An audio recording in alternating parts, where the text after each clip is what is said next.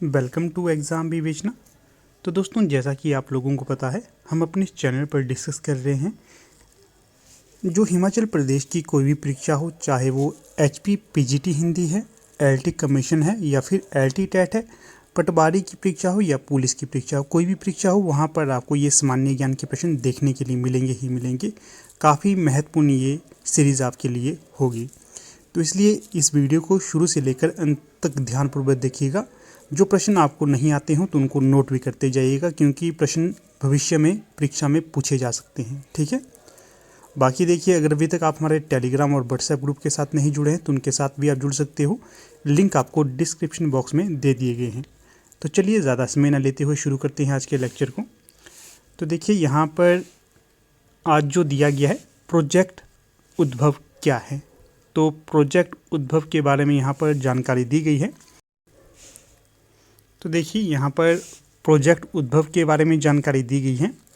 देश में हजारों वर्ष पुरानी सांस्कृतिक विरासत में अंतर्निहित सैन्य प्रणालियों, शासन कौशल, युद्ध कला तथा चाणक्य व तमिल दार्शनिक तिरुवल्लुवर द्वारा लिखित तमिल ग्रंथ तिरुवक्कुरल, कौन सा है ये, तिरुवक्कुरल के ज्ञान सहित विभिन्न ऐतिहासिक रचनाओं में युद्ध कला संबंधी ज्ञान का विदोहन करने के साथ साथ चोलों के साम्राज्य, किसके साम्राज्य, चोलों के साम्राज्य, चंद्रगुप्त मौर्य व अशोक आदि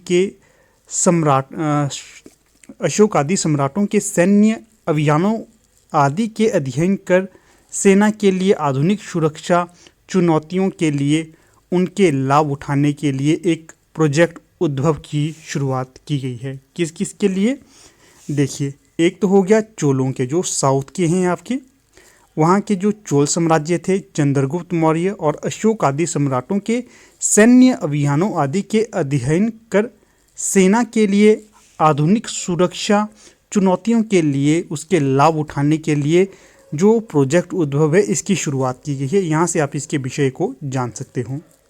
भारतीय सेना और United service institutional of India की साझेदारी से आरंभ किए गए इस प्रोजेक्ट के तहत भारतीय सेना प्राचीन ग्रंथों के माध्यम से युद्ध कला, कूटनीति व रणनीति को नए सिरे से देखने व समझने का इरादा रखती है। तो यहाँ से इसका जो ये विषय भी आपको समझ आ जाएगा कि भारतीय सेना वह United service institution of India की साझेदारी से, किस किस की, भारतीय सेना वह United service institution of India की साझेदारी से आरंभ किए गए इस प्रोजेक्ट के तहत भारतीय सेना प्राचीन ग्रंथों के माध्यम से युद्ध कला, कूटनीति व रणनीति को नए सिरे से देखने व समझने का इरादा रखती है। ये था यहाँ पर आपका प्रोजेक्ट उद्भव। ठीक है, याद रखिएगा इसको। फिर आगे है यहाँ पर वन लाइनर प्रश्न उत्तर। हिमाचल प्रदेश में जाइका परियोजना किस देश के सहयोग से चलाई जा रही है। तो जो हिमाचल प्रदेश में जाइका परियोजना शुरू की गई है, किसके साथ, जापान के साथ। किस देश के साथ, जापान देश के साथ। इसके पश्चात आगे है, पौंग बांध जलाशय क्षेत्र कुल कितने हेक्टेयर में फैला हुआ है।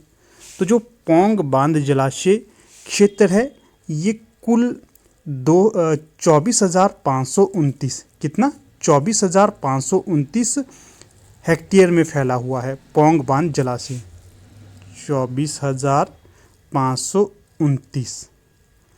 ये आंकड़ा याद रखिएगा। फिर आगे है अगला प्रश्न, हिमाचल प्रदेश उपोष्ण कटिबंधीय बागवानी सिंचाई व मूल्य संवर्धन परियोजना 2023 से 28 कितने जिलों में शुरू की गई है। तो ये हिमाचल प्रदेश के 7 जिलों में, कितने जिलों में, 7 जिलों में शुरू की गई है। अगला प्रश्न देखिएगा यहाँ पर, हिमाचल प्रदेश के आचार्य राजा शांबल का किस आर्य राजा से अनेक बार हुआ, युद्ध अनेक बार हुआ है। क्या है प्रश्न, हिमाचल प्रदेश के एक राजा थे शांबल, इनका आर्य राजा से किस आर्य राजा से अनेक बार युद्ध हुआ था? तो ये थे दिवोदास। दिवोदास के साथ शांबर का बहुत बार युद्ध हुआ था। फिर अगला प्रश्न देखिए, अगला प्रश्न यहाँ पर दिया गया है 5। वर्ष 1945 में बेवल सम्मेलन हिमाचल के किस स्थान पर हुआ था? वर्ष 1945 में बेवल सम्मेलन हिमाचल प्रदेश के किस स्थान पर हुआ था? तो ये हुआ था आपके शिमला में, शिमला। फिर अगला प्रश्न है 6। शांति के क्षेत्र में पहला नोबेल पुरस्कार किन्हें और कब दिया गया? तो शांति के क्षेत्र में 1901 में हेनरी ध्रुवनाथ को, किसको?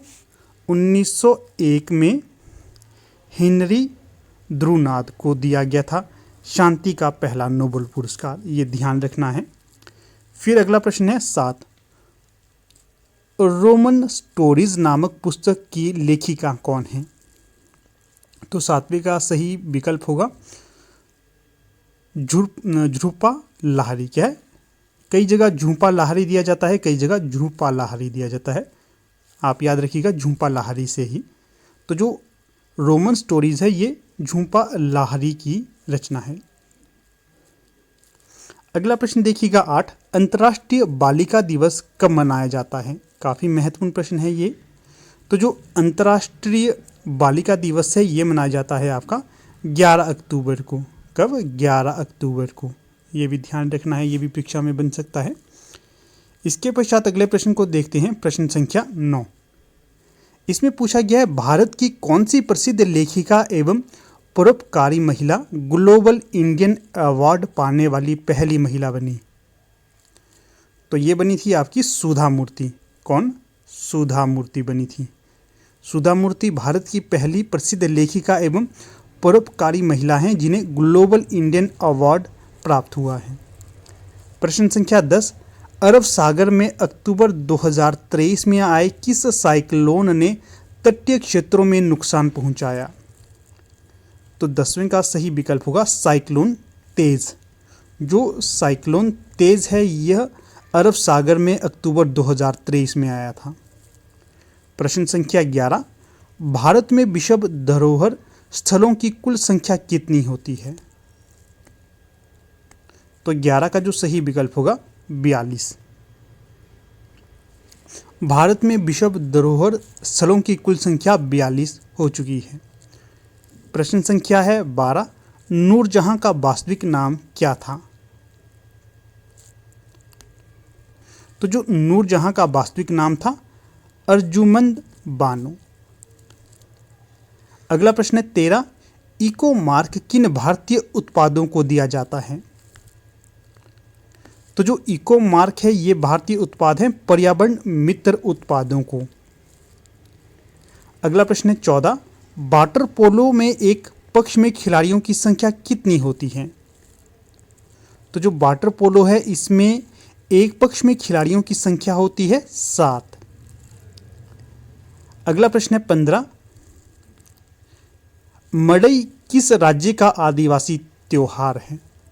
तो जो मड़ई है ये छत्तीसगढ़ राज्य का आदिवासी त्योहार है। कैसा है ये?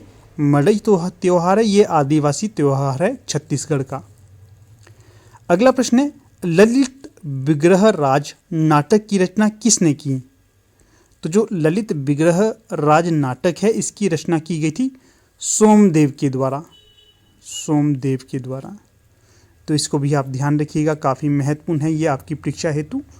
तो जो भी तथ्य आपको बताए गए इनको आप अवश्य नोट करिएगा। बाकी अगर वीडियो अच्छी लगती है तो इसे लाइक शेयर और चैनल को आपने अवश्य सब्सक्राइब करना है।